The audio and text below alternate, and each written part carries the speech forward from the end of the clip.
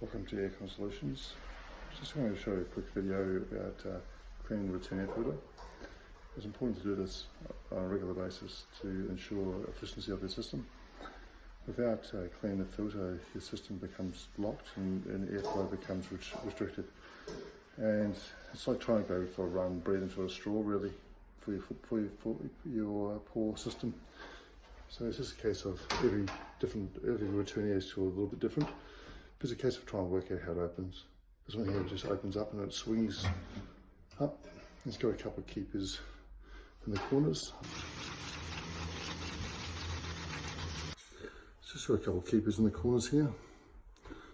This filter I've already taken out and cleaned. So I'm just going to put it back in. Get the filter here.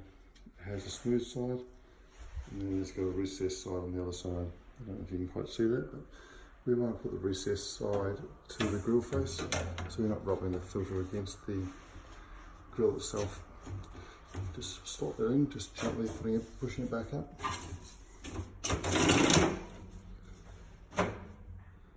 So it's important to check on your filter at least once every 3 months. This ensures efficiency of the system and reduces most of the common issues that we have on the air conditioning system. If it's failing to do so, we'll end up in poor performance, poor cooling, poor heating, ongoing issues, dirt getting through into the coil, which can cause blocking drains and so forth. So thank you for watching this video. If you like it, please leave a comment or like this page or this video. If you have any other questions, feel free to come to our website on airconsolutions.com.au and we'll be more than happy to help you. Look forward to seeing you soon.